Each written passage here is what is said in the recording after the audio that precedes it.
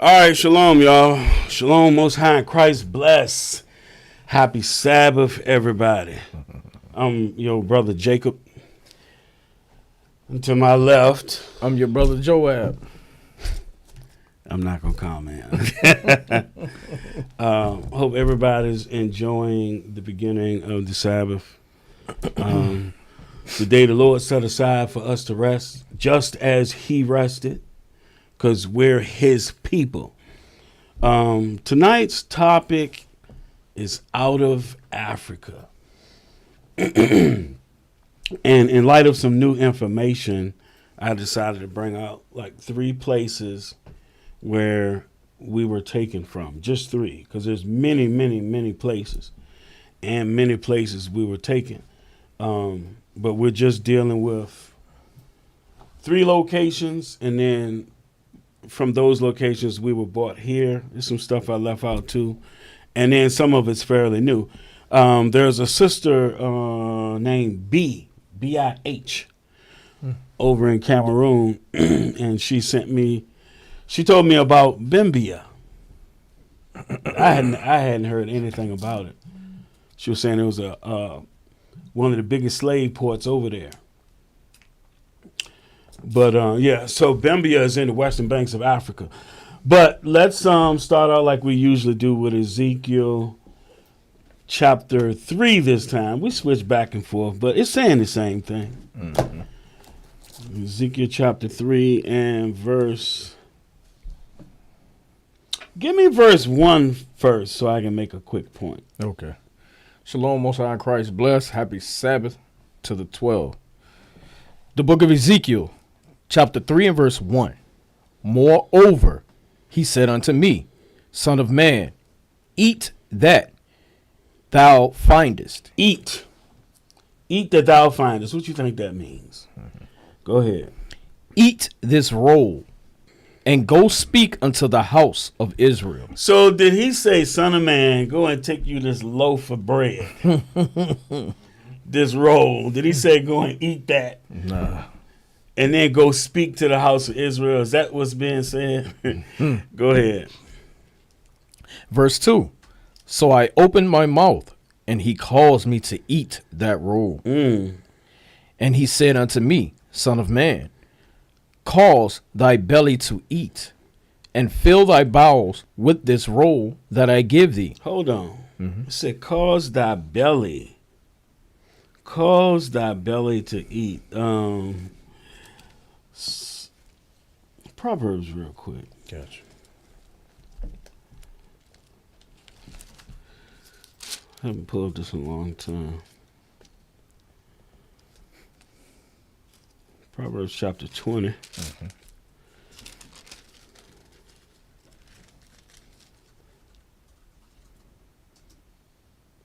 And verse 27. The book of Proverbs, chapter 20 and verse 27. The spirit of man is the candle of the Lord, searching all the inward parts of the belly. Right, searching all the inward parts of the belly. So the inward parts of the belly is talking about your spirit. Right. Matter of fact, John 7:38 real quick. Just something real quick for y'all. Because I don't go into stuff like this much.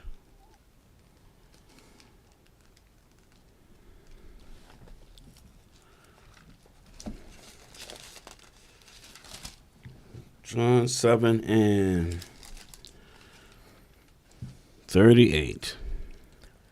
The book of St. John, chapter 7 and verse 38. He that believeth on me, as the scripture hath said, out of his belly shall flow rivers of living water. So out of his belly, meaning out of his spirit, right? Revelation 10. Revelation 10 and 9. All right.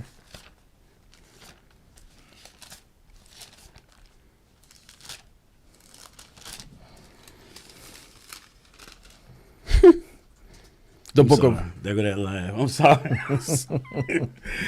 Go ahead, and Sean be messing with me about that laugh. Well, go ahead. Say 10 and 11.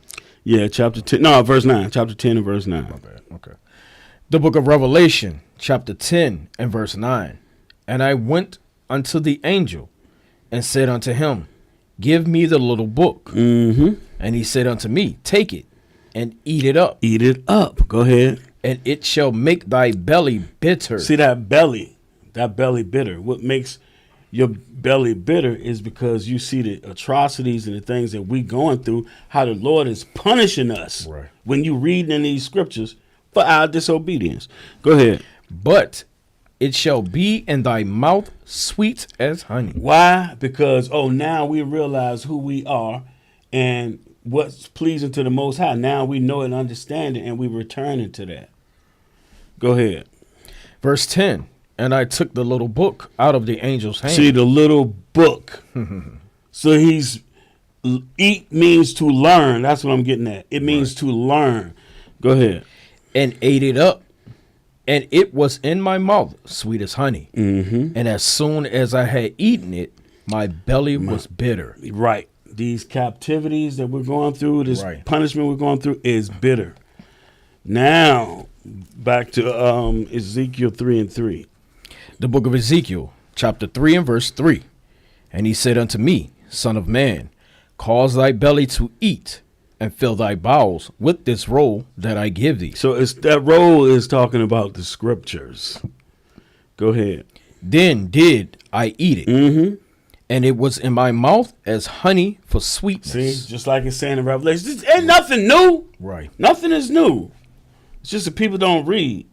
Now, keep going. Verse 4. And he said unto me, Son of man, go, get thee unto the house of Israel, and speak with my words unto them. For thou art not sent to a people of a strange speech, and of a hard language, but to the house of Israel. But to the house of Israel. That's where Christ get it from. I'm not sent but to the lost sheep of the house of Israel. Now, verse 11.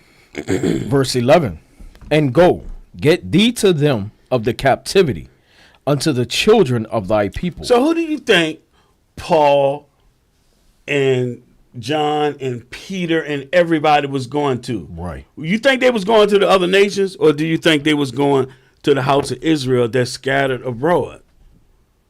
Everywhere, whenever you look in the scriptures, they're given instructions, and then they follow out on them instructions. They're obedient. That's why they're chosen. They're obedient. Go ahead. And speak unto them, and tell them, thus saith the Lord God, whether they will hear or whether they will forbear. Right, whether they hear or whether they forbear, whether they're going to follow and do his words or not. That's on them. But it's our job to go and teach our people. So tonight, out of Africa, we're dealing with scholarship tonight. Mainly western banks of Africa. We got a lot of stuff for y'all to look at. We're going to read through it real quick. But first, give me Luke 21. Now, if you're watching this class, you know about Deuteronomy 28. We're going to be scattered to the four winds, scattered to the four corners of the earth. So, Luke 21 and 19. I love this verse right here. The book of St. Luke, chapter 21 and verse 19. Hold on. Mm-hmm. Give me verse 15 first. Because, like you were saying earlier, people be seeing me battling these Jewish folks. I don't say too much no more because they so crazy. It's just so crazy in that jam. You're right. But this is what's happening in that group and other groups and everywhere. Verse 15. The book of St. Luke, chapter 21 and verse 15. For I will give you a mouth and wisdom, which all your adversaries shall not be able to gainsay nor resist. They can't gainsay or resist it. Everybody takes the scriptures and twist it to the way that they want it. But we're going as it is written. Right. You can't beat that. Keep going. Verse 16. And ye shall be betrayed both by parents and brethren and kinsfolk and friends. And some of you shall they cause to be put to death. Come on. Damn. And ye shall be hated of all men for my name's sake. Right. That's including Israel and the other nations. Go ahead. Verse 18. But there shall not an hair of your head perish. In your patience possess ye your souls. Right. In your patience possess ye your soul, man. Because one thing we do when something happens, we want to immediately find an answer or do something. When the Lord is saying, wait upon him. Right. He will find a way to get you out. You just got to be patient. Go ahead. Verse 20. And when ye shall see Jerusalem compassed with armies, then know that the desolation thereof is nigh. Right. So when the Roman army comes, you know it's about to go down. The siege is coming, like it's prophesied, where you're going to eat your children. All that kind of stuff is coming, and it's there. It's talking about 70 AD. Go ahead. Verse 21. Then let them which are in Judea flee to the mountains, and let them which are in the midst of it depart out, and let not them that are in the countries enter thereinto. Right. So many of our brothers and sisters fled into Africa, trying to get away from the Romans, Right. from our brother Esau. Now, Esau was ruling in Egypt. Mm-hmm. So we're gonna show you the migration pattern. Wow. We already had people there. We had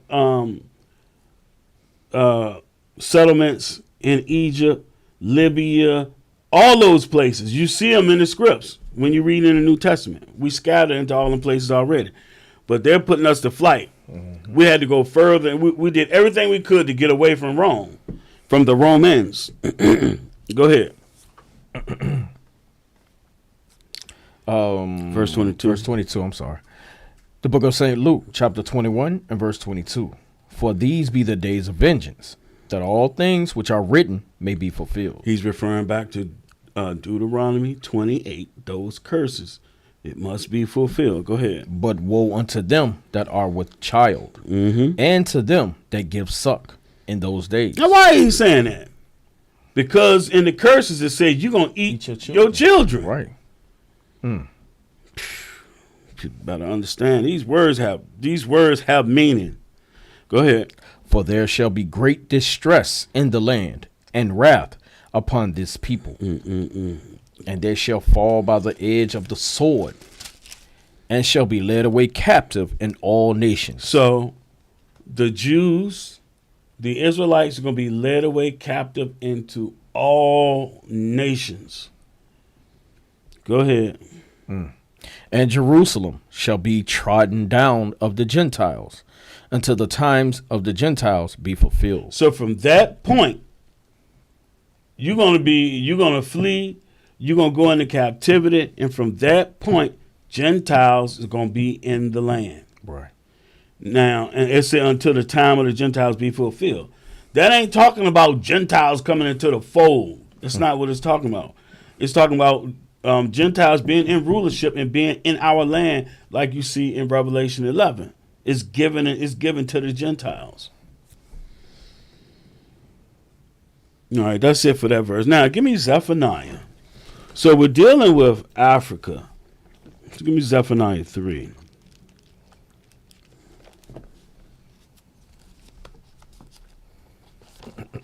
In verse 9.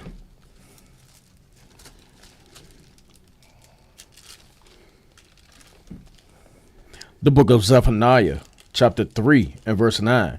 For then will I turn to the people a pure language, that may all call upon the name of the Lord, to serve him with one consent. So it's not talking about what language you speak. It's talking about keeping the commandments. Right. We're going to be on one accord. Go ahead. Verse 10. From beyond the river of Ethiopia. Right. Beyond the rivers of Ethiopia. So you have the lower Nile and the upper Nile. And then below that, you have the rivers of Ethiopia that go into South Africa. Go ahead. My suppliants, even the daughter of my dispersed, shall bring mine offering. So Israel is going to be all throughout Africa. We're scattered all in Africa. My friend, we everywhere. We Madagascar, everywhere. Right. So it says, from beyond the rivers of Ethiopia, my suppliants, even the daughter of my dispersed, shall bring mine offering. Give me what verse Sean kept trying to pull on us. Isaiah 66. Right. I think it's funny because, seeing this, people always try to put their own spin on everything. Instead of going as it is written. I think Yeah. Watch this. Y'all off subject. We're going to show you something.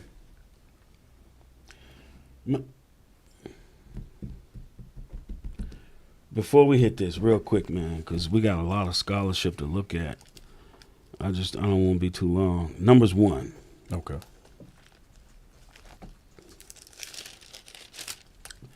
Actually, well, no, I'll see when I get there. It might just be one verse in Numbers 1 and then Numbers 2.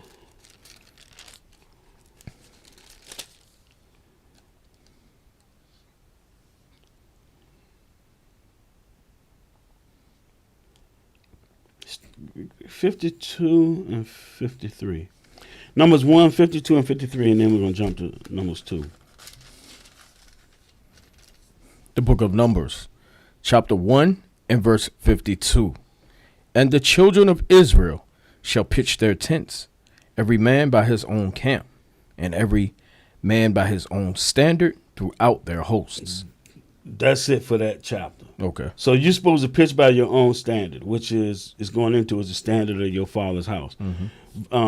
Chapter 2, verse 1 and 2, real quick. The book of Numbers, chapter 2 and verse 1.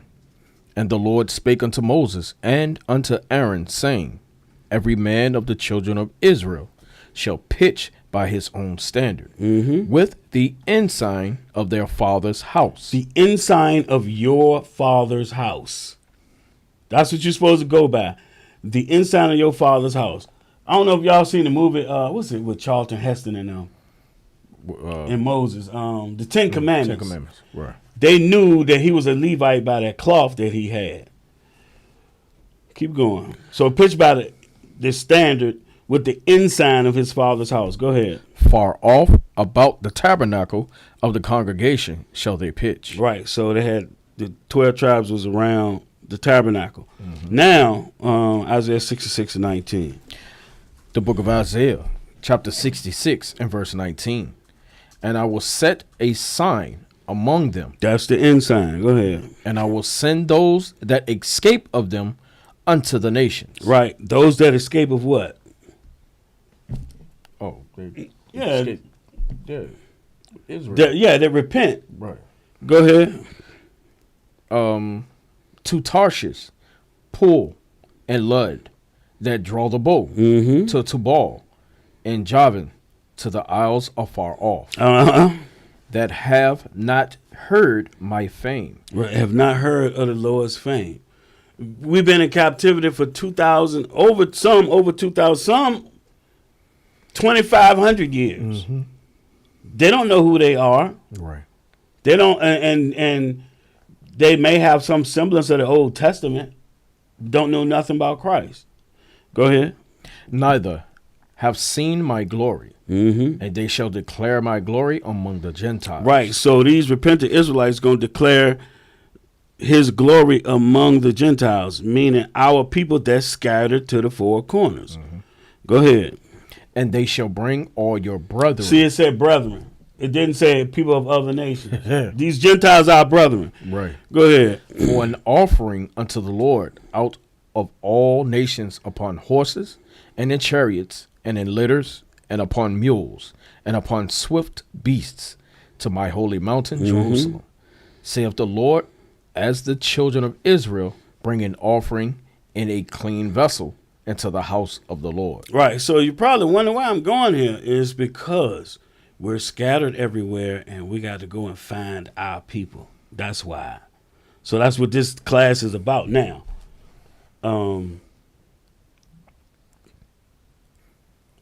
Isaiah 11.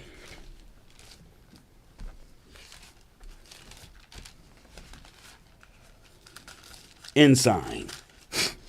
Ensign. A standard and an ensign. Verse 10. Isaiah 11 and 10. The book of Isaiah, chapter 11 and verse 10. And in that day there shall be a root of Jesse, which shall stand for an ensign of the people. So hold on. The ensign is what?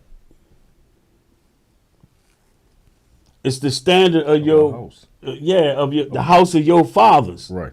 Which we read back in Numbers. That's the children of Israel. We don't know what the standard is for the other nations. Right. It could be white Jesus. So they got to go deal with white Jesus. It ain't the God of this Bible. It ain't got nothing to do with this right here. So this is talking about the root of Jesse is Christ that shall stand for an ensign of the people, the 12 tribes of Israel. Excuse me, go ahead. To it shall the Gentiles seek. See, the Gentiles going to seek the ensign. That's the scattered Israelites. Go ahead. And his rest shall be glorious. Go ahead. And it shall come to pass in that day that the Lord shall set his hand again the second time to recover the remnant of his people. See, the remnant of his people. Right. Come on. Which shall be left from Assyria. So it's that captivity. And from Egypt. That captivity. And then we had people living over there anyway. Go ahead. And from Pathros. And from Cush. Africa. Where Cush? Where's Ethiopia? Right, Africa. Beyond the rivers of Ethiopia. Yeah, South and Southeast Africa. Go ahead. And from Elam. India. And from Shinar. India, same place. And from Hamath. And from the islands of the sea. And from the islands of the sea. See how everything just meshes together perfectly. Right. Ain't nobody off. Go ahead. And he shall set up an ensign for the nation. Who are the nations? The nations, another word for nations is Gentiles. Go ahead. And shall assemble the outcasts of Israel. No, he going to assemble the Edomites and the Elamites. Yeah. And shall assemble the outcasts of Israel. That would be the northern kingdom was cast out. They're the outcasts. Go ahead. And gather together the dispersed of Judah from the four corners of the earth. Right. And so Israel and Judah in the four corners of the earth. Specifically, Judah is dispersed, Israel outcast. Right. Israel, the Lord he was tired of them. He had the Assyrians come in 3 different times, taking them into captivity, and then he had Judah dispersed to the four corners of the earth. Now, Isaiah 49. Then we're going to get into the scholarship. Yeah. We stand right here in Isaiah. Precept upon precept. Oh, look. Right.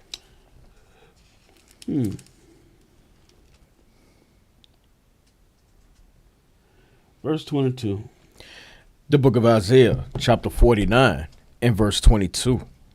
Thus saith the Lord God, Behold, I will lift up mine hand to the Gentiles, and set up my standard to the people. See, same thing. Go ahead. And they shall bring thy sons in their arms, and thy daughters shall be carried upon their shoulders. Go ahead. And kings shall be thy nursing fathers. Oh, wait. So they're not going to be we're not going to be hand in hand with them? Go ahead. And their queens thy nursing mothers. They shall bow down to thee with their face toward the earth, and lick up the dust of thy feet. And thou shalt know that I am the Lord, for they shall not be ashamed that wait for me. Yeah, go back to last week, being ashamed and confounded. You wait on the Lord, you ain't going to be ashamed and confounded. Right. Isaiah 60 real quick.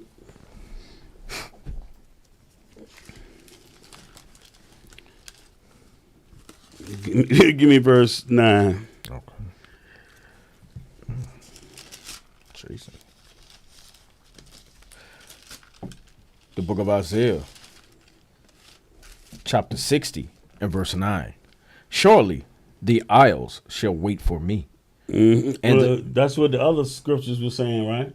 The isles, right? Go ahead. And the ships of Tarshish first, to bring thy sons from far, their silver and their gold with them, unto the name of the Lord thy God, and to the Holy One of Israel, because he hath glorified thee. Right, verse 10. And the sons of strangers shall build up thy walls, and their kings shall minister unto thee. For in my wrath I smote thee, but in my favor have I had mercy on thee. Right, pretty consistent, huh? Verse 14. Verse 14. Thy sons also of them that afflicted thee. Go ahead. Shall come bending unto thee. And all they that despise thee shall bow down themselves down at the soles of thy feet. And they shall call thee the city of the Lord, the Zion of the Holy One of Israel. The Zion, the people of the Holy One of Israel. The people of the Holy One. Isaiah 51 real quick since I said that. Okay. Hold on, y'all. Hold tight. Verse 16, I believe. 51:16. Yep. Still in Isaiah. The book of Isaiah, chapter 51 and verse 16. And I have put my words in thy mouth, and I have covered thee in the shadow of mine hand, that I may plant the heavens and lay the foundations of the earth, and say unto Zion, Thou art my people. Thou art my people. All right, so these scriptures right here is what inspired me to do this scholarship, and the sister that hit me up, sister B. So we're gonna open up with Bimbia. Pull up Bimbia for me, and then you can get that to Gotcha. the Ak over there. Ak.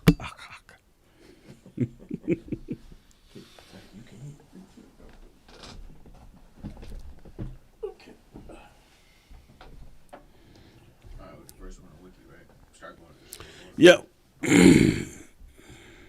Yeah, they should be in order. Bimbia. Shalom, Most High in Christ bless. Happy Sabbath. This is Bimbia on Wikipedia. Bimbia was an independent state of the Ishbu people of Cameroon. Mm-hmm.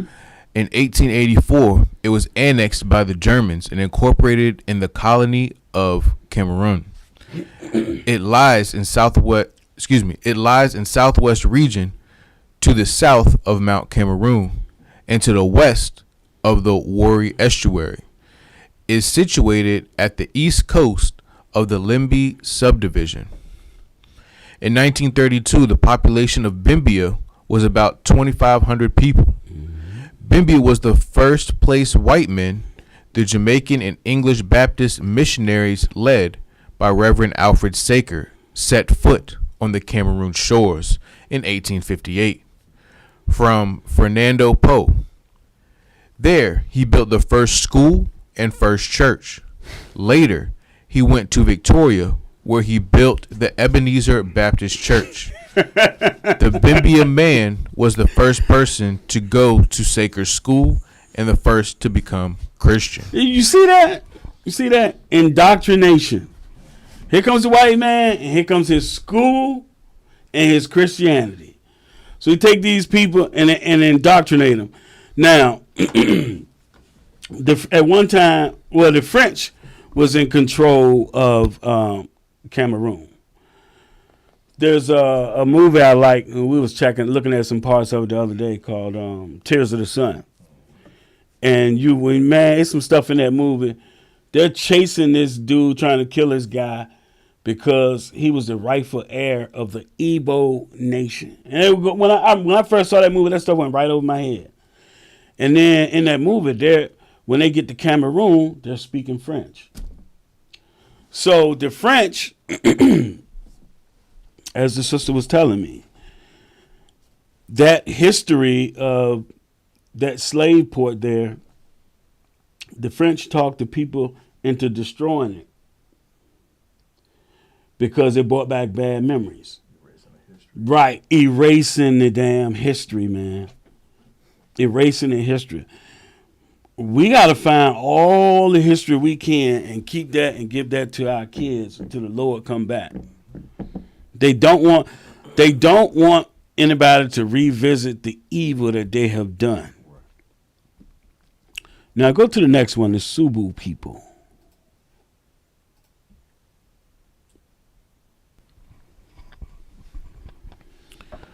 Just read the highlighted part. Gotcha. All right, Subu people. The Ishbu, Isua Bimbians, are a Bantu ethnic group. Bantu. So there are Bantus all throughout the land of Africa, and many Bantus say that they are Israel. They're Jews. But I have seen where you have Semitic Bantu and you have Hamitic Bantu. Go ahead and finish that. Who inhabit part of the coast of Cameroon. Right. Now, see in the bottom to the right-hand side, I have it underlined. It says Cameroon. But then it says religion, predominantly Christianity, African traditional religion, but Christianity. Y'all gonna find out wherever our people are. Christianity or Islam is heavy. Yeah, That's it's real. pushed. It's pushed on our people. Absolutely. So, and then another thing that's happening right now, we may do it. It just depends. But one thing that they're doing, you have the Jewish people going around finding our people in Africa and other places and giving them Judaism. Still trying to throw them all. Right. It's Satan. No matter how you look at it, it's Christianity, Judaism, and Islam. Everywhere our people at. You can drop that one. Let's go to, we're going to move right through these because we got right much. Early European contacts. I don't know what I named it. Yeah, you just got it. Bimbia 1, 2, 3, 4. So just the third one. Oh, okay. All right. Early European contacts. Portuguese traders reached the Wari estuary in 1472. So another thing you're gonna find out is the Portuguese were the first ones to go out and start getting slaves everywhere. Their hands in that little bitty place, because the Iberian Peninsula is Spain with a little block of Portugal, and they're the main ones going everywhere carrying slavery. There was in East Africa carrying people over to India and the islands and everything over there. That little bitty nation, man. Go ahead. Must be some special. Just the places where I got it bracketed off. All right. Portuguese traders reached the Wari estuary in 1472. Over the next few decades, more Europeans came to explore the estuary and the rivers that feed it, and to establish trading posts. The Ishbu carved out a role for themselves as middlemen, trading ivory, cola nuts, and peppers from the interior. However, a major commodity was slaves. Slaves. Go ahead. Most bound for plantations on nearby islands such as Enoban, Fernando Po, Principe, and Sao Tome. Sao Tome. Sao Tome is one of the places where the black Jews of Spain and Portugal were exported to. They were exiled to. And there's some confusion with that. We'll show you at the end when they're talking about you have black Jews that were kicked out of Portugal and sent to these islands, and then they tell you that it was white Jews, that they were white. When you're dealing with Esau, man, you don't know what to believe. He tells so many damn lies. Go ahead. Some Bimbia legend grants Ikuma Mokundu, a former Dikolo chief, to have said that it was when Alfred Saker came with his Christian religion we stopped the slave trading. The Bimbia... Hold on. But they the ones that's pushing. They got permission from the Pope to put people in slavery. If they didn't accept Christianity, slavery. Go ahead.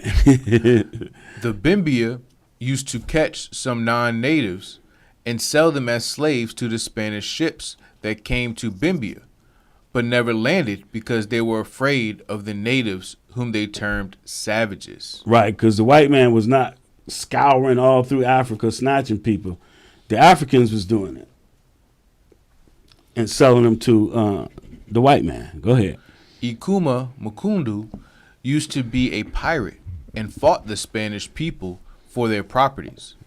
The Spanish people got furious and decided to bomb Dikolo, Bimbia. When the information reached the locals, they made visible peace signal. When the Spaniards came back, some indigenous went to the sea to meet them and make a peace pact and promise never to worry them again. Go down to British influence. No, yeah, we'll go to the next one. It looks funny on my page I got you. because I got the whole thing. All right. British influence. British traders became the dominant European presence in the region by the mid-19th century, and the Crown used them to enforce abolition of the slave trade in the Gulf of Guinea. So we're gonna show you a map in a little bit, but Guinea is a term for a great big area that includes all these different coasts and places where our people were. Go ahead. In 1844 and 1848, King William signed anti-slavery treaties. In exchange, the traders provided him with annual gifts of alcohol, guns, textiles, and other goods. William was also asked to forbid practices the British viewed as barbaric, such as sacrificing a chief's wife upon his death. With William's blessing, Bimbia became a haven for repatriated slaves and escapees from the illicit trade, which continued for many more years. So slaves was escaping over there. Go ahead. The British also endeavored to educate the Christianese, the Bimbians. King William rebuffed the earliest... Christianized. Christianized. Christianized. Yeah, that's important right there. Trying to turn them to Christianity. And they have. They have, man. It's bad in Africa. They be walking around with white man Jesus statues carrying them gents. Yeah, go ahead. So, all right. The British also endeavored to educate and Christianize the Bimbians. Mm-hmm. King William rebuffed the earliest missionaries because he did not agree with their insistence on prayer in opposition to polygamy. Go ahead. In 1844, however, Joseph Merritt convinced William to let him open a church and school in Bimbia. In 1858, the Spanish ousted Protestant missionaries for their base at Fernando Po. King William sold a portion of his domains to the missionary Alfred Saker, who then founded Victoria, today known as Limby. By 1875, numerous missions and schools sprung up in Victoria and other settlements. See, that's the end of slavery right there. So now, they're already pushing Christianity, but now looks like this is when it expanded after slavery. Go ahead. Victoria came to be a mixture of freed slaves, working Cameroonians, and Christianized Cameroonians from the various coastal groups. Cameroonian Pidgin English. You remember that? Pidgin English? I used to speak it. Some people could speak it back when I was young. Show you, man. It just shows you your roots. So Victoria came to be a mixture of freed slaves, working Cameroonians, and Christianized Cameroonians. Go ahead. Cameroonian Pidgin English began to develop at this time. Ishbu society was changed fundamentally by the European trade. European goods became status symbols, and some rulers appointed Western traders and missionaries as advisors. I gotta say this right here, man. So, and just knowing history or learning about a lot of history, they were getting the natural resources from these people, taking them back to Europe, manufacturing the goods, and then sell it back to them or trade it back to them. Remember when Queen Elizabeth died? A lot of people was bringing that stuff up. Yeah, that's what you said. When we were looking at the World War, Yeah. they got filthy rich off of all that, the colonization and taking from people, taking natural resources. They still do it today. Right. Still to this day. Right. The people want their stuff back. Right. Everybody's saying you stole this, you stole that, and we want it back. Want it back.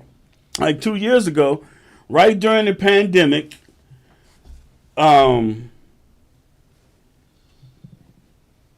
it was a bunch of artifacts that had got stolen when ISIS was bombing Syria and other places. Yeah. They destroyed Dura Europos, that church over there. Okay. And yet all these artifacts went missing, and they turned up at this auction, and a bunch of Americans had it. Mm. And they made them give it back. It was like 10,000 pieces or something. It's ridiculous. The biggest thieves on the planet. And want to see your resume. Go ahead. Large numbers of Ishbu crew grew wealthy, leading to rising class tensions. Class. You know, upper, middle, lower class. Separation, division. Go ahead.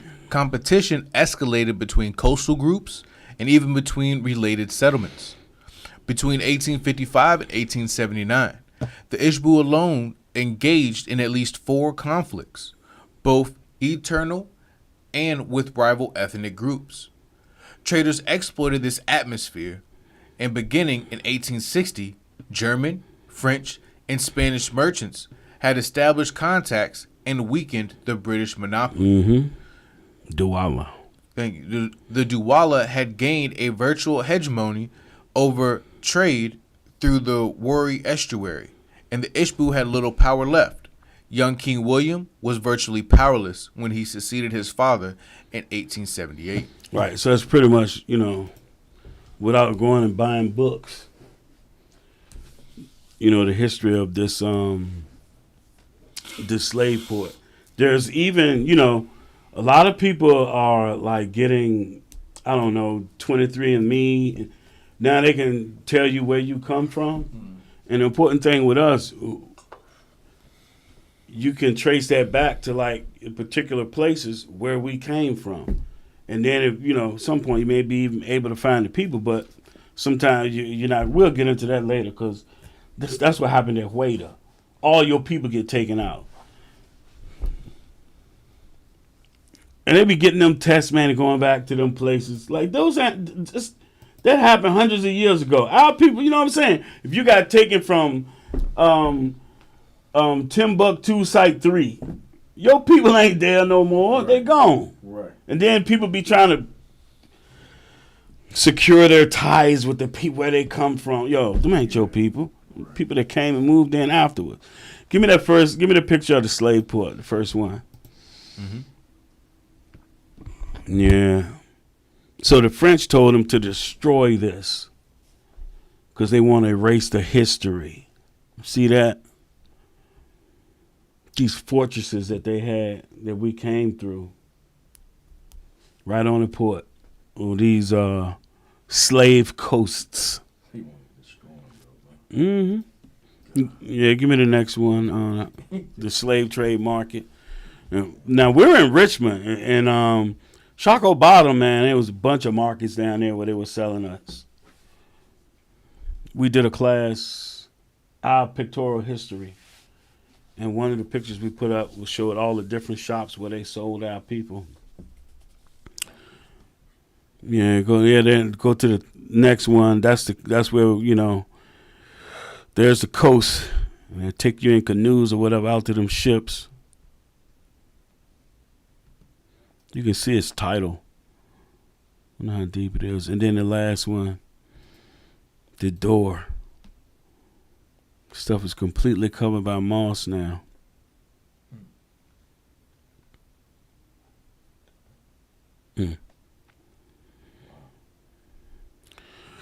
So now, let's go to Kingdom of Whydah.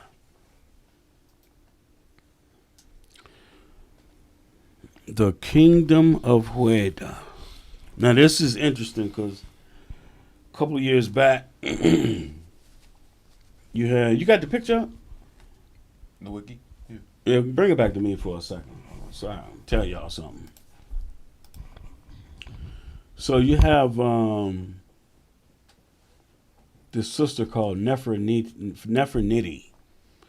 She's with the apologetic Christian with them anyway. You know, like Vocab Malone and was Faithful to God. Just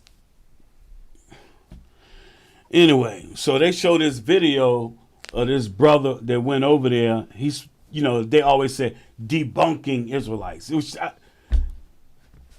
The problem with debunking, where you gonna bring, where the truth at? Right. If all your videos you just debunking, where's the truth? Right. How come you ain't pushing truth? Right. So the guy goes to, he goes to the village. He goes to Whydah. And he's talking to the supposed elder of the village. That dude ain't look like no elder. And he's asking him, did you ever hear, was this place ever called Judah? Did Jews ever live there? And he's like, no, it was never called whatever. And anyway, Whydah was called Judah. But things happen over time. The people that are there now are not the people that were there before. Right. And we're going to show you that. So Kingdom of Whydah. So Whydah is named now after a bird. But it had different names before that. So go ahead, read that. All right. Kingdom of Whydah. The Kingdom of Whydah. Don't even try to pronounce it. I got you. But also known and spelt in old literature as, Whydah. Was a kingdom on the coast of West Africa. Oh, let me do it. Okay, go. Whydah, Judah, Whydah, Judah, and Judah. Go ahead. Was a kingdom on the coast of West Africa in what is now Benin. Mm-hmm. It was a major slave trading area which exported more than 1 million Africans to the United States and Brazil before closing its trade in the 1860s. In 1700, it had a coastline of around 16 kilometers. Hold on a second. So in the 1860s, this is when the slave trade was abolished. That's why you keep seeing that timeline. That's when they was Christianizing people in Bimbia. Go ahead. Under King Hoffen, this was expanded to 64 kilometers and stretching 40 kilometers inland. The Kingdom of Whydah was centered in Savi. It also had connection to the city of Whydah. The last ruler of Whydah was King Hoffen, who was disposed in 1727 when Whydah was conquered and annexed by the Kingdom of Dahomey. Why is that significant? The Kingdom of Dahomey? Mm-hmm. The new movie? The Woman King? The Woman King. The Woman King. Those people were selling our behinds. Right. The Kingdom of Dahomey. Go ahead. Name. The name of Whydah is angelicized form of Whydah from the Whydah Gibi language and people of Benin. Today, the Beninese city of Whydah bears the kingdom's name to the west of its former Popo kingdom, and most of the European slave traders lived and worked. Most of the European slave traders lived and worked. Go ahead. The area gives its name to the native Whydah bird and to Whydah galley, a slave ship turned pirate ship owned by pirate captain Black Sam Bellamy. Its wreck has been explored in Massachusetts. Wait a minute. I thought they didn't have slaves in the North, bro. It might not have been as prominent as it was in the South, but they were still doing the dog. Why do you think it was so easy for the people to come from the South, seeking slaves up north, or taking regular average people from up north? It was easy for them because they ran everything. Well, even if you escaped up there, they would go up there and find you and bring you back. Yeah. If it was illegal, how would that be done? Yeah, that's Run this thing. yeah. So what's the next one? Yeah, yeah. Go to that. Underline or where it says in the middle where it says while company compounds. No, start from the top. Anybody seen? Y'all saw the Pirates of the Caribbean, right? Yeah. But in that movie, you had the government. They were fighting against the pirates, but they were doing it at the behest of these companies. Yeah, just like it is, just like today. Because of commerce, finances, the people go to war. Right. Yeah, Oh, ain't no question about it. right. It's the same thing back here. Oh, these are the people making all the money that's financing the kingdom? Well, it's time to go to war. Yep. Go ahead and read that. That's why Gaddafi got taken out. Mm-hmm. All right, my top is cut off. Mine starts as Whydah, and we're in constant competition. Yeah. Okay, got you.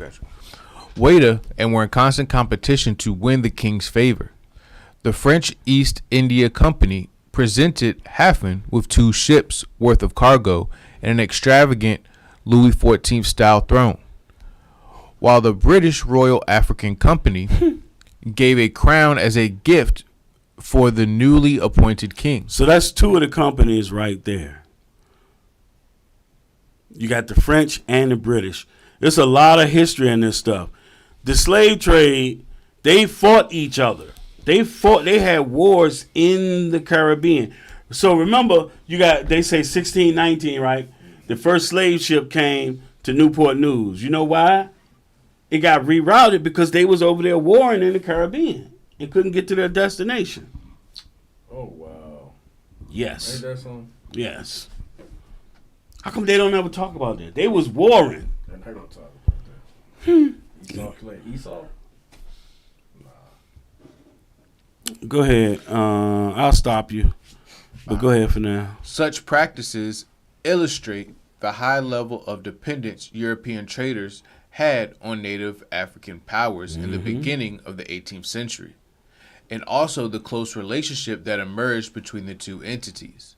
This association is further reiterated by the fact that Dutch, British, French, and Portuguese trading company compounds all bordered the walls of Hafen's royal palace in the city of Sabbath. See that? Dutch, British, French, and Portuguese. And you know the Spanish was involved in it too. Everybody had their hands in it. The only ones that people say that they haven't seen is the Russians. The Germans and everybody had their hands in everything. Now drop down to what I got highlighted in red. Okay. Owned by the Portuguese. Oh, no. Start at the top. Wow. Yeah. Okay, gotcha. While company compounds facilitated the interaction between European traders and native Africans, the true center of European operations in Whydah were the various forts that existed along the coast near the town of Gwili. So look, you see how it says forts? So when we was looking at Bimbia, we read the history of Bimbia, and then we looked at the pictures. It's showing you, so they would have a fort, and that's where they would collect. What else they called it? They would call it slave ports, but they were forts. And they would not go into the interior. They would have the Africans, trade the slaves, bring them out, and they give them goods. Go ahead. Owned by the Portuguese crown, the French Company of the Indies, and the British Royal African Company. The forts were mainly used to store slaves and trading merchandise. Made up of mud walls, the forts provided tolerable protection for the Europeans, but were not strong enough to withstand legitimate attack from the natives. Now drop down to the last where it says this relationship. This relationship would take a drastic turn with the decline of royal authority An increase of internal power struggles throughout the 18th and 19th centuries that gave way to French colonization in the region in 1872. French colonization. You ever wonder why Africans be speaking all these different languages? You be like, what? What did he say? Why is he speaking French? Why is he speaking Creole? Why are they speaking English? Why are these ones speaking Spanish or Portuguese? I wonder why. Go ahead.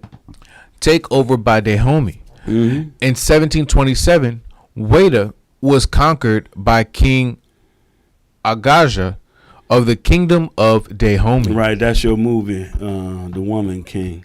Remember, those were his personal soldiers. Right. Now go to the map.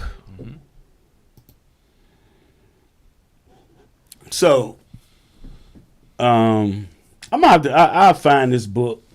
There's a book that tells you the original name of Whydah was Judah, and the Portuguese were the first ones there, and the name of it was called Judah, and they said that they believed that the people there were Jews. And then they decimated through the slave trade. They took so many of them that the people that was left fled from that area. They had taken so many out that the remnant fled. So none of the people were there anymore. But these Christians gonna go over there and ask the people that's there now, "Oh, you ever heard this? Was a place named this? Are y'all descendants of the Jews?" It don't make no sense. Go to show you too. I think we all, because we're all dark skinned, we look Right. How white of them. Now, I think I blew it up on there, didn't I? Yeah, so I got the Negro Land map up now. Yeah, Negro Land. Is the map. So right there where it says, it says Upper or Proper Guinea. Remember I was saying that Guinea is a territory of West Africa. It covers a lot of countries. But right there where it says Proper, right where the R is, you see Kingdom of Judah or Whydah Slave Coast. Then below that, in small writing, Whydah and Judah. And there's big controversy. You know, it's named Whydah after the bird. That's after the fact. That's after our people are taken from there. Right. Now give me the what I call that map? Black Jews map. This I couldn't remember the guy's name. I think it's not Sloan. Sloan is later. I forget this guy's name. Cecil Roth. Yeah, Cecil Roth. Cecil Roth made this map. So in the same places. Now this was done at the end of the 1800s. This map was made, and all the places in red is black Jew communities. Now, and when I say black Jews, that's our people that's keeping the customs, because they never take into their thought process the many of our people that ain't give a damn and won't keep in no laws or nothing, just doing whatever they wanted to do. But right there you see Ashanti, known Israelites. To the left is Sierra Leone. We're going there in a little bit. But Ashanti, known Jews. You'll see Jewish traces. You got 3 arrows there. Then you got Dahomey Jews. Then you got the land of Dahomey. Then you got Benai Ephraim, which means, Benai means son of Ephraim. And then Nigeria, you got Levite cities. Then to the right of that, it says houses. And Levi cities again in Nigeria, right next to Cameroons. This is basically the places we're dealing with. Bimbia in Cameroon. And like Whydah right now, those are Igbos. Nigerian Igbos. And then we're going to make our way over to Sierra Leone. You can drop this map. Let's go down. Go down that way. Yeah, so I forgot. Then I wanted to get a brother a shout out because it's something on WordPress. He put this together, but I couldn't go back and find it. But I did get some screenshots. You go ahead and read that. Just the places where it's bracketed in red. Note, there are also West, East, and South African tribes still on the continent of Africa that claim to be Jews also. Bilad al-Sudan, the Bantu peoples, Yoruba, etc. Right. See, Bantu again. There's, in the Jewish group, y'all just some Bantus. Or y'all just Guinea. Okay, say what you will. Say whatever you want. You don't fit no curses. Come on with it. These events and destruction dating back to Pompey the Great resulted in multitudes of Jews fleeing Israel, as well as the slave markets being flooded with Jews. Mm-hmm. It is estimated that over 1 million Jews fled into Africa during this tumultuous time period of history, as we have seen so many times before when Jews have been exiled. Mm-hmm. There's more detail on this in my previous articles. Tacitus, a Roman historian, even states his thoughts on the origins of the Jews to be descended from Africans.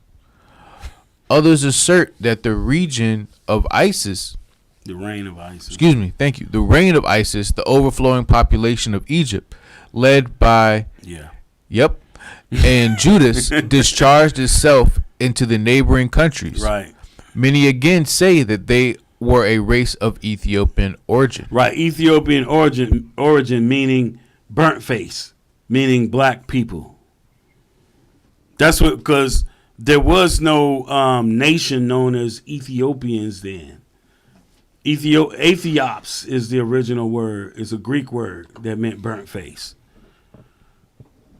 Go ahead. That was it. Oh, okay. Go to the next one, website 2. Yeah, next one. As early as the 6th century, there was a great population of Hebrews. Many of them were devout men who dominated most of the learning centers, religious and secular, throughout Spain. What, Spain? Spain? You mean Spain where the Jews are known to be black? People thought that all Jews was black because of them? Until they seen the rosy cheeks, white faces of the German Jews. Go ahead. They were once again persecuted for the practice of their faith, and many were forced to convert to Islam or flee. It wasn't until the great Inquisitions of Spain in 1492 and Portugal in 1496 that Hebrew Israel migrated in great numbers to the Mediterranean coast in northern and western Africa. Right, fleeing. We had to leave. Fleeing into Africa. To go from Spain and Portugal into Africa, it's right there. It's right there. Go ahead. Those that did not flee were sold into slavery. So there's no, I have never seen white Jewish people with records or portrayals, images, anything that they were in slavery. Never. Go ahead. 140 million victims of the Islamic slave trade. Right. Go down. Go to the next one. Oh, man. In Ghana, the Hebrews were identified as Ashanti. Ashanti. Yeah. In Mali, the indigenous people were identified as Mendinka. However, they were not Hebrews. Now, that's the indigenous people identified as Mendinka were not Hebrews. Go ahead. In Songhay, the city of Timbuktu, which was a great center of education and commerce, and many of the indigenous people were Hebrews. Go ahead. Guinea, which was known as the Gold Coast, also had a significant number of Hebrews. So all these places where we are, it's known that Hebrews were there. What happened to them?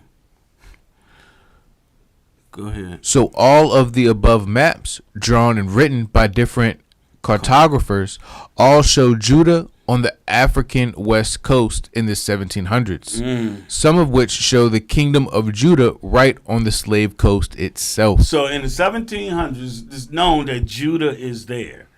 But in the year 2015, you're going to send somebody over there to Whydah and ask them.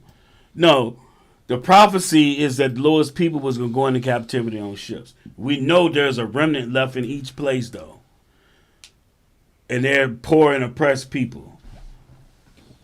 Now, Got the migration map. yeah, now the map. Yeah, I like this map.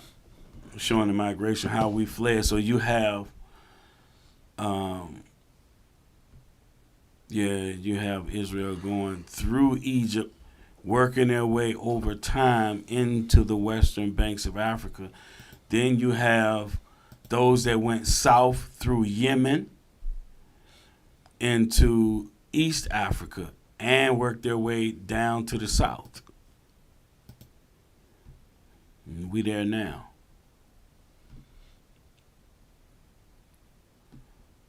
So you see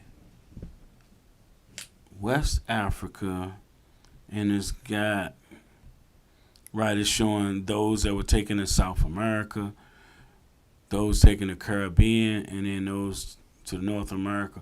Because, you know, the Caribbean was the first place that we were being taken slaves. And then South America with the Spanish and Portuguese, and then with the English, North America.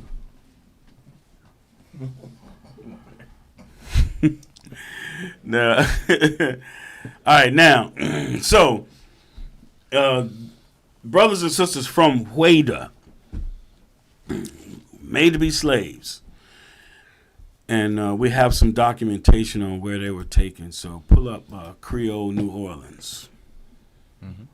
It's a book I got about 6 months ago or whatever. All right. Creole New Orleans, Race and Americanization, edited by Arnold R. Hirsch and Joseph Longston. Okay, go to the first one. Now watch this, y'all.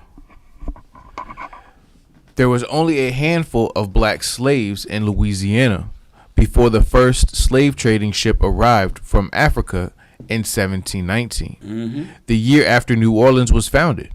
Between 1719 and 1731, 22 of the 23 slave trading ships that came from Africa while France ruled Louisiana arrived. But Yeah, because, you know, French. You got the French Quarter and stuff like that. Yeah, down in New Orleans. Yeah, go ahead.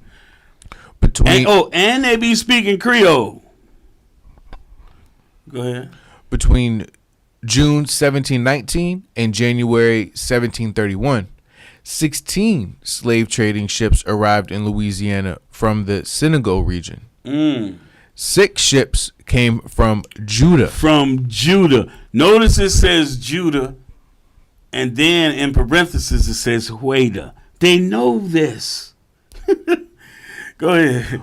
Whydah, a slave trading post on the Gulf of Benin near Dahomey. Near Dahomey. So these our people were. You have the kingdom of Dahomey. Those people making war against us, cutting our heads off, doing all kinds of stuff, and then selling us into slavery.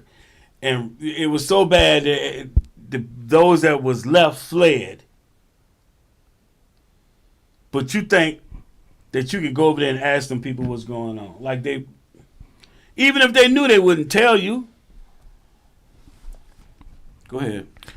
The one from Cabindy, Angola, during the same period. Yeah, one came from Angola. Most of the brothers and sisters that were taken from Angola went to South America, went to Brazil with the Portuguese.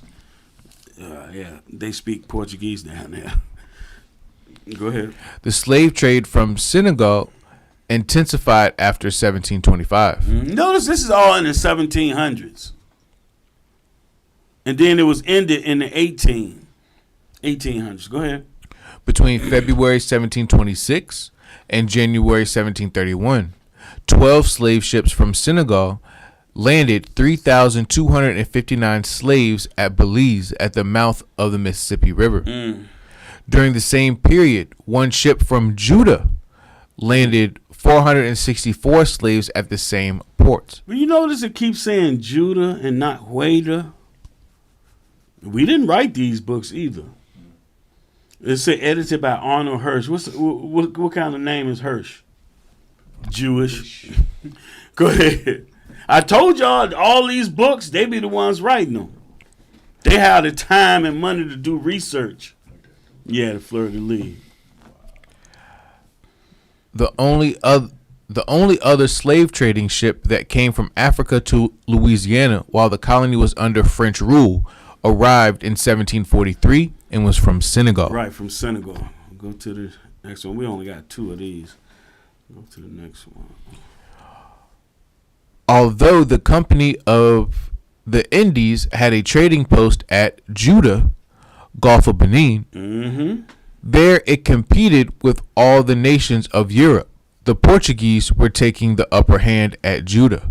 Right. The Portuguese were the first ones to take us from Judah. The first one. They were the first ones in Africa. We're gonna, you'll see the time period when we get to the Portuguese book. Go ahead. The slave trade at Judah was becoming uncertain and unprofitable. Right. Because they took every damn body out of there. Now, so that's it.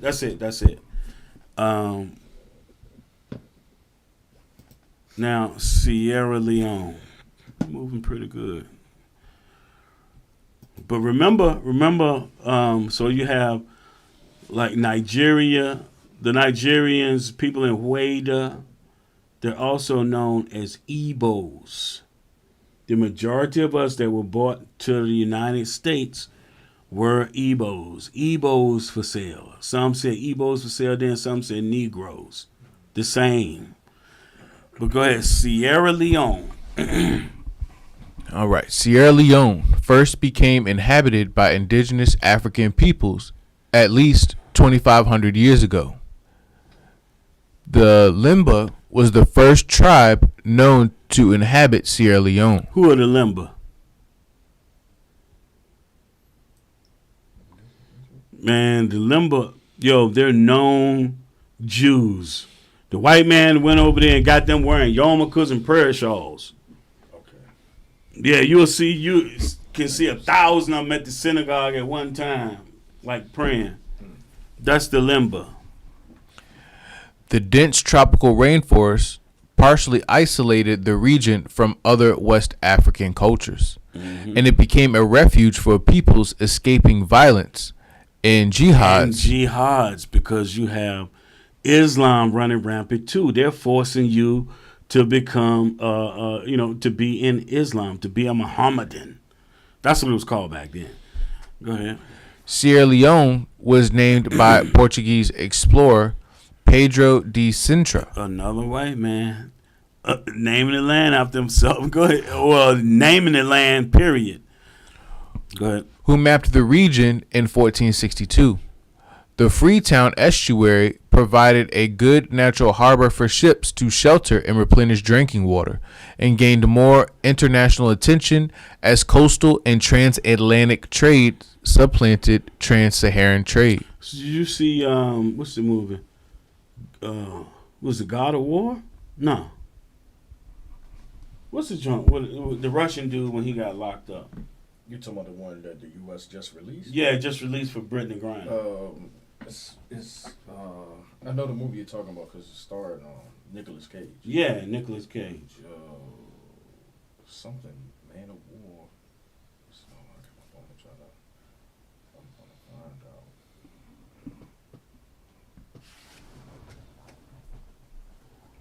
Yeah, the movie. think it's man. Something. Yeah, but the guy that just got released in a trade with Brittany Griner. He was Lord of War. He was a warlord. He sold guns. So the name of it was Lord of War. Who was he over there selling guns to?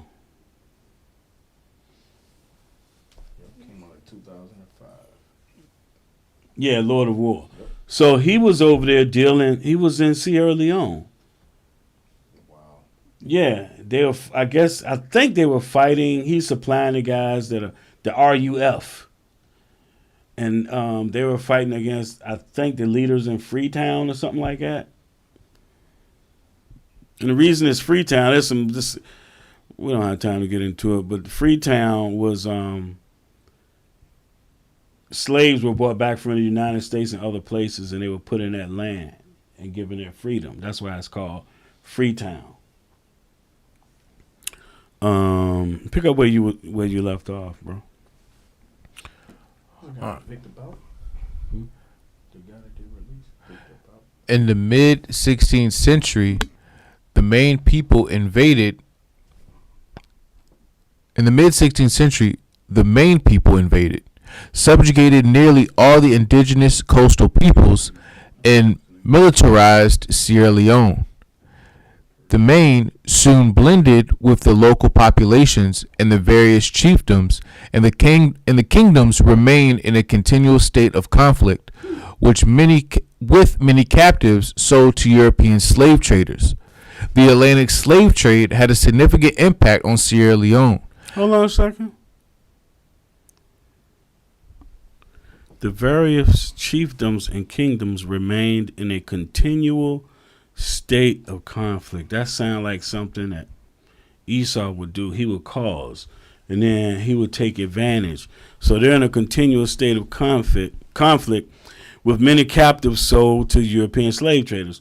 So while they're having conflict, the people that they don't put to death, they take them as hostages or slaves, and then they're selling them to the white man. I bet you he was boosting it up. Bet you. Go ahead. The Atlantic slave trade had a significant impact on Sierra Leone. Mm-hmm. As this trade flourished in the 17th and 18th centuries, and later as a center of anti-slavery efforts when the trade was abolished in 1807. Mm-hmm. British abolitionists had organized a colony for black loyalists at Freetown. Yeah. And this became the capital of British West Africa. A naval squadron was based there to intercept slave ships, and the colony quickly grew as liberated Africans were released, joined by Afro-Caribbean and African soldiers who had fought for Britain in the American Revolutionary War. The descendants of the black settlers were collectively referred to as the Creoles. Or Creoles. I do not like how Esau just puts names on everything. Afro-Caribbean. Liberated Africans. Africa is a damn landmass, man. Damn sleight of hand. But that's how Freetown was created. Now, it said 1807 they was using that jank as a base because slavery had been abolished, but it still went on for another 60 daggone years. And so they were like, when you watch the movie The Amistad, they were trying to catch slavers. Mm-hmm. And, they were being slick saying, we don't have this cargo. And they were, instead of people's names, they just, they did all kinds of stuff because it was illegal. And you can see that even in that movie. Now, where are we? We got a little red mark at the very end of that one. I don't know. Governments of Civil War? Mm-hmm. Oh, yeah. Read that last paragraph. All right. I don't know if any of y'all watched the movie Amistad. When they take them and put them in prison, and then they're arguing over what part of the prison, they're all in this one big cell, and then they're arguing, saying, no, this Timney land. And the other one's going, this Mende land. Beefing over turf. Come on, man. Go ahead. Watch this. Sierra Leone has played a significant part in modern African political liberty and nationalism. In the 1950s, a new constitution united the crown colony of Pretoria, which had previously been governed separately. Sierra Leone gained independence from the United Kingdom on the 27th of April in 1961. 1961? That's present day history, though. Yeah. And became a member. Hold on. That's the same time period our people started waking up. Martin Luther King, Malcolm X, Hewitt Newton, all those people. Same time period. Go ahead. And became a member of the Commonwealth of Nations. Ethnic and linguistic divisions remain an obstacle to national unity, with the Mende, Timney, and Creoles as rival power blocks. Guarantee you, our people were amongst all of those. Well, I mean, they were. The ones that got carried into slavery, hell yeah. Ain't no prophecy of the Africans getting carried into slavery. Go ahead. Roughly half of the years since independence have been marked by autocratic governments or civil war. All right. Let's hit the next. Wait a minute. Is it the next one? Yeah. Go on to the language. The Mende. Oh, yeah. Here we go. Make that one bigger. Yeah.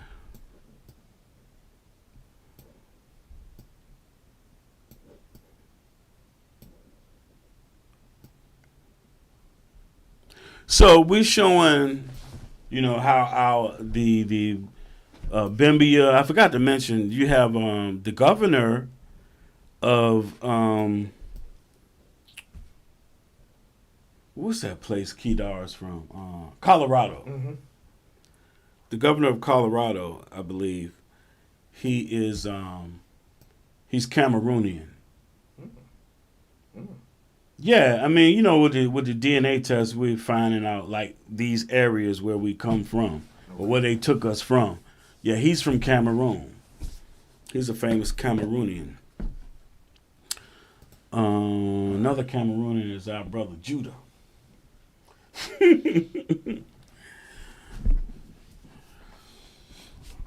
You got it? Yeah, I got it straight. Okay. Amazing how they took us out of the physical slavery. So by this time we're destroyed. Yeah. But then they're gonna take our minds over through Christianity right on in that joint. Yep. Another form of slavery. Yep. You working 7 days a week, and then now they're saying, okay, you can get Sunday off and go to church. Or have the Bible read to you. Slaves, be obedient to your masters. Go ahead. The Mende are one of the two largest ethnic groups in Sierra Leone. Their neighbors, the Timney people, constitute the largest ethnic group at 35.5% of the total population, which is slightly larger than the Mende at 31.2%. Yeah, now, like I was saying, a lot of people that came back from slavery or escaped from other places went to Sierra Leone. So these are our people. Our people. I'm sure there's some Hamites in there because they be having ethnic wars too. That's what you see in God of War. Go ahead. And it was in what's the movie? Blood Diamond. You see the same thing in Blood Diamond. And no, remember Lord of War, when he went to sell the guns to them in Sierra Leone, what was they doing? Bruh, he went, as soon as he sold it to him at the top of the hill. He went down in the hill and they straight murdered everybody in the village. But remember when he came to that little strip, landed in the plane? Yeah. What was they doing? What were they doing? It's been a while since I said it. They was wilding out. They had rap music playing. Yeah. And they was wilding out. That movie was crazy. It was good. Yeah. It was crazy, but it was good. Yeah, but you see a lot of stuff hitting in them movies, man. Those is our people over there. You ever seen that film? Lord of War. See that. Yeah, when they traded Brittany Griner for him, a lot of people start looking at that movie, and it just like would pop up on Amazon. Bro, good movie. He got the dude from Training Day after him. He plays an agent for the government that's chasing him around the world.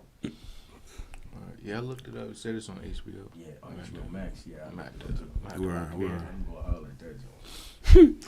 Okay. All right. The Mindi are predominantly found in the southern province and eastern province. The Mindi are mostly farmers and hunters. Some of the major cities with significant Mindi populations include Bo, Kinema, Calahun, and Moyamba. Like a majority of African nations, Sierra Leone's political parties are often tied to specific ethnic groups and have been dominated by the Mindi on the one hand and the Timni and their longtime political allies, the Limba, on the other. The Mindi are known to typically support the Sierra Leone People's Party, while the Timnis and Limbas are associated with the All People's Congress Party. That's weird, man. Go ahead down into history. All right, history. Regional warfare throughout the 19th century. Hold on. Democracy ain't biblical. Go ahead. It's not? The Lord showed me that I should not vote Republican. Lord showed me I shouldn't vote for nobody that ain't our people. I just told my mom the same thing earlier. I said, man, Lord, don't deal with politics. Right. It's a dictatorship. Right. Go ahead. Regional warfare throughout the 19th century led to the capture and sale of many Mindi speakers into slavery. Most notable were those found aboard the Amistad. Remember I said when they was in the jail, this is Bende land. Oh, this is Timne land. And both of y'all in jail. Go ahead. In 1839. They eventually won their freedom and were repatriated. That means that they were taken back. And when you watch the movie, they were taken back to the land. When they got there, their people was gone because they was all sold into slavery. This event involved 52 free Mindi people stolen by Portuguese slavers in 1839, who were shipped via the Middle Passage to Havana, Cuba, where they were sold to Cuban sugar plantation owners Jose Ruiz and Pedro Montes. Hold on, let me see if it's worth going. Yeah, go all the way down to where it say heritage. Oh, that last paragraph. Yeah. In the Americas, especially the United States, researchers have discovered that elements of African culture had long persistence. In some areas where there were large groups of enslaved Africans, they kept much of their heritage. I hate when it says enslaved Africans. I hate that. You don't just say Europeans. They say where they come from, man. It's annoying. European contact. European contact, 15th century. Portuguese ships began visiting Sierra Leone regularly in the late 15th century. That's 1400s. See, the damn Portuguese was the first ones everywhere. They must specialize in hunting or something. Well, the Lord had it on them to go and do that. Right. Had to. Go ahead. And for a while, they maintained a fort on the north shore of the Freetown estuary. This estuary is one of the largest natural deep water harbors in the world, and one of the few good harbors on West Africa's surf-battered windward shore, Liberia to Senegal. It soon became a favorite destination of European mariners to shelter and replenish drinking water. Some of the Portuguese sailors stayed permanently, trading and intermarrying with the local people. Damn. Go ahead. Slavery. Slavery, and in particular, the Atlantic slave trade. Hold on a second. I'm sorry. Hold on a second. This is making sense right here. So some of the Portuguese sailors stayed permanently, trading and intermarrying with the local people. Because later we're going to see the black Portuguese. It said they're called the black Portuguese, but then they're going to say that it was white Jews marrying African women. This make more sense right here. Portuguese sailors stayed permanently. These Portuguese sailors were not called black Portuguese. Go ahead. Slavery, and in particular the Atlantic slave trade, had a great effect on the region, socially, economically, and politically, from the late 15th to the mid-19th centuries. There had been lucrative trans-Saharan trade of slaves in West Africa from the 6th century. At its peak, 1350, the Mali Empire surrounded the region of modern-day Sierra Leone and Liberia. Though the slave trade may not have significantly penetrated the coastal rainforest, the peoples who migrated into Sierra Leone from this time would have had greater contact with the indigenous slave trade, either practicing it or escaping it. When Europeans first arrived at Sierra Leone, slavery among the African peoples of the area was believed to be rare. According to the historian Walter Rodney, the Portuguese mariners kept detailed reports, and so it is likely if slavery had been an important local institution that the reports would have described it.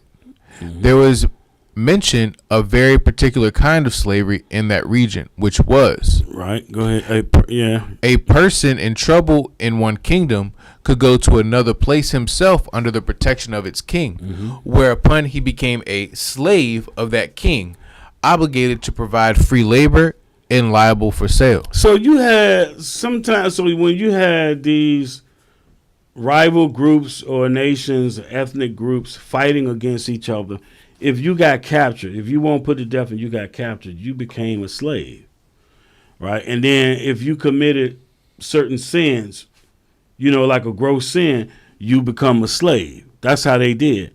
But nobody did slavery like frickin' Esau, treating you like cattle. Nobody did that. Go ahead. According to Rodney, such a person would likely have retained some rights and had some opportunity to rise in status as time passed. The European colonization of the Americas soon led to labor demands from nascent colonies. This led Europeans to seek a supply of slaves to transport to the Americas. Initially, European slavers launched raids on coastal villages to abduct Africans and sell them into slavery. However, they soon established economic alliances with local leaders, as many chiefs were willing to sell undesirable members of their tribe to Europeans. Other African chiefs launched raids on rival tribes in order to sell captives of such raids into slavery. See how it went? It was different from how they were doing it. Go ahead. This early slaving was essential in export business. The use of slaves as laborers by the local Africans appeared to have developed only later. It may first have occurred under coastal chiefs in the late 18th century. That would be the 1700s. Now, pull up the Amistad Rebellion. We're only going to read one page out of here. There's so much stuff, man. It's just so much stuff.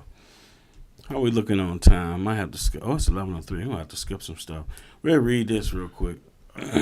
This is just briefly what was going on with the Amistad. All right, Amistad. During the moonless early hours of July 2nd, 1839, several captive Africans quietly slipped out of their fetters in the hold of the slave schooner La Amistad. Yeah, the schooner. Hey, I gotta say this. When did they sneak out and attack? Read it again. During the moonless early hours. During the new moon. Right, the new moon. Wow. During the new moon, when there's no moon, Wow. they out there in the ocean. Oh, okay, we're gonna get them. Perfect Ain't no moon. time. Perfect time. Can't see me. Go. Go ahead. During the moonless early hours of July 2nd, 1839, several captive Africans quietly slipped out of their fetters in the hold of the slave schooner La Amistad. One of them had managed to break a padlock, which made it possible to remove the chain that reeved them together and held them down in the hold below the main deck of the vessel. 49 men and 4 children made up the human cargo of the Amistad. They had sailed from Havana, bound for the new plantations of Puerto Príncipe, Cuba. A few hours earlier, in the cramped airless quarters below deck, they had made a collective decision to seek a different fate. A group of 4 men, Cinque, Frecorna, Moro, and Kimbo, led the way as they climbed up and out of the hatchway onto the main deck. They moved with grace and precision of warriors accustomed to daring midnight attacks. All right, so that's it for that. We're only going to do, I just made a quick decision. We're going to do the life of, Equiano? Aloda Equiano. We're going to do him. And then what we're going to do, I'm sure Al is going to do class tomorrow. We got new moon tomorrow night. Double Sabbath. Right. So let's just come on for a few minutes tomorrow night after the new, when the new moon come in, and we'll just bring this out, like we'll do a little history, hit the scriptures on the new moon, and then call it a wrap. So we're gonna deal with, because it's getting late. Yeah, it's 11:06 now. We're going on 2 hours. So let's go with the interesting narrative of the life of Oloda Equiano. This brother, he's taken from Nigeria. He's Igbo. Very interesting story. This dude, he ended up being in Europe, and this dude said, it's nobody here that wants to be righteous. He ran all these Christians. Nobody want to keep commandments. He's like, nobody wants to be righteous. But anyway, let's get into it. You got his picture up there? Yeah, I'm about to switch to the first one? Yeah. All right. Now start where it says the benefits. I want y'all to see this. Just above where it says the West Indian Plains. Oh, I see. Okay. The benefits of such a mode of living are obvious. Mm-hmm. The West India planters prefer the slaves of the Benin or Igbo to those of any other part of Guinea. Right. See, remember I showed y'all where Guinea was. So that's a great big area. You got all these different tribes, all these different places where Israel is. But the West India planters, this has to mean like in the Caribbean. Remember, you have the West Indies in the Caribbean. So those planters prefer the slaves of Benin or Igbo to those of any other part of Guinea for the hardiness, intelligence, integrity, and zeal. Wow. Slaves? Slaves was like that? They had intelligence, integrity, and zeal? Go ahead. Numbers of the natives of Igbo, now in London, might be brought in support of this assertion. 4. In regard to complexion, ideas of beauty are wholly relative. I remember while in Africa to have seen 3 Negro children who were tawny and another quite white, who were universally regarded by myself and the natives in general as far as related their complexions as deformed. Right, their complexions as deformed. They was, in other words, I don't know, they might have been albinos or close to it. I wish we had time. No, we'll save that. We'll say that. Y'all just remember it. I'm on the next page. It says, What says Israelite, like the Israelites? Yeah, like the Israelites. where do you see that? It says the first object which saluted my eyes. That's what I got. I don't know what you got. You With found the one you're on. Yeah. it got a green dot next to it. I see it's got Deuteronomy 28 on the left hand side. Yup. No, you don't have this one. Check to see if you got the one that says like the Israelites. And then I got Equiano 4, and it says, when I looked around the ship, saw a large furnace, a copper boiling, multitude of black people. I'll have to read this one. Yeah, I don't got the one that you're talking about. Because it looks like this one is just a continuation from the previous one where you got Deuteronomy written on the side. Yeah, so I'll do this. I'll do this one. Evidently, I must have missed it. So the page that's missing, it says, like the Israelites in their primitive state, our government was conducted by our chiefs or judges, our wise men and elders, and the head of a family with us enjoyed a similar authority over his household with that which is ascribed to Abraham and the other patriarchs. That's talking about Genesis 18 and 19 right there. The law of retaliation obtained almost universally with us as with them. So he's showing the similarities between his culture and that of the Israelites. For we had our circumcision, a rule, I believe, peculiar to that people. We had also our sacrifices and burnt offerings, our washings and purifications on the same occasions as they had. As to the difference of color between the Eboan Africans and the modern Jews, I shall not presume to account for it. Talking about them damn white Jews.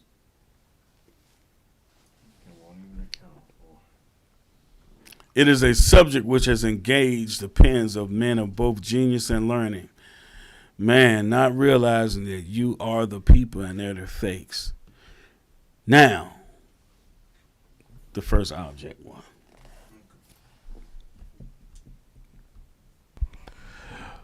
The first object which saluted my eyes when I arrived on the coast was the sea, and a slave ship, which was then riding at anchor and waiting for its cargo. Right, so that's when the so-called white man, he wait down at the beach, down at the shore, and wait for the kings and for them to send the slaves.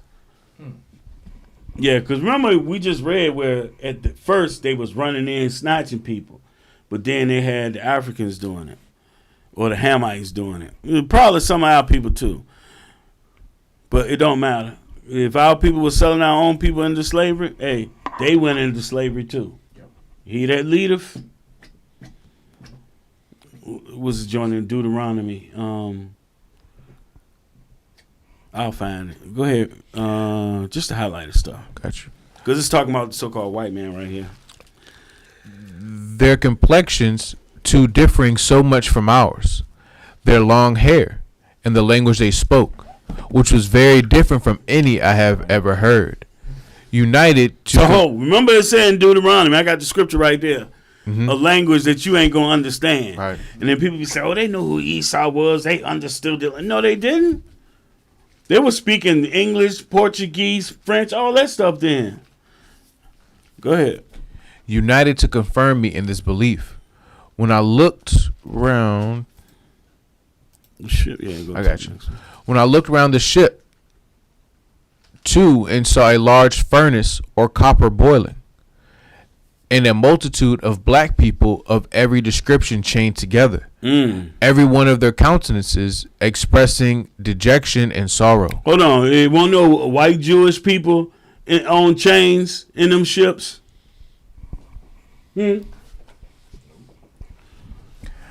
I no longer doubted of my fate, and quite overpowered with horror and anguish, I fell motionless on the deck and fainted. Yo. That's the curses, man. Faint with fear.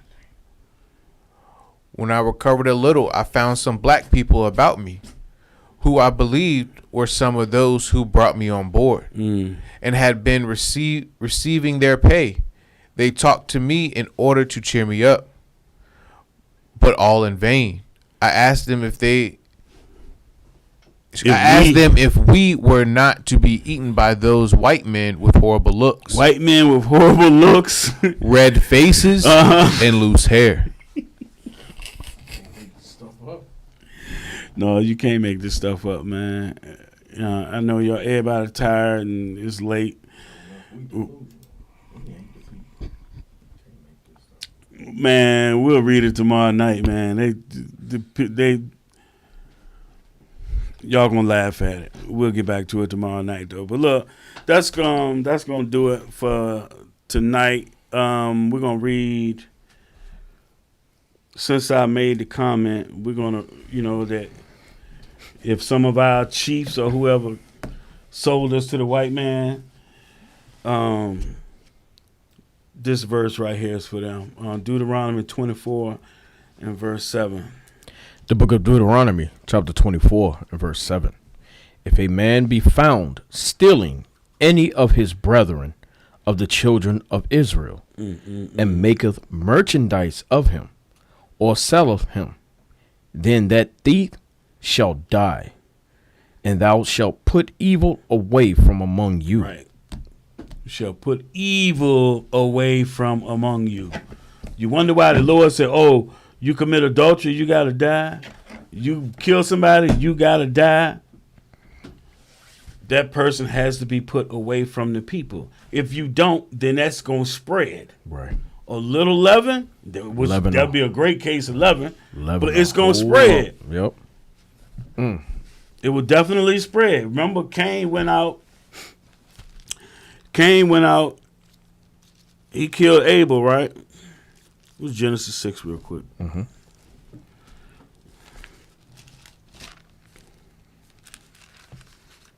Cain killed Abel. And guess what the result of it was? Give me verse 5 and verse 11. The book of Genesis, chapter 6 and verse 5. And God saw that the wickedness of man was great in the earth, and that every imagination of the thoughts of his heart was only evil continually. Only evil continued. It started with them. It started with that hatred that Cain had for Abel, and now it just spread through the whole damn earth. Now verse 11. Verse 11. The earth also was corrupt before God, and the earth was filled with violence. Filled with violence. Look at the day. For nothing. Right. 1 Corinthians 13. Let you know it's the difference between the earth and the world. So we'll pick up from here tomorrow night, Lord's will. Do a little quick new moon class. 1 Corinthians 13, and you know what I like, 12. Yeah. Last week you said, that's the Talmud.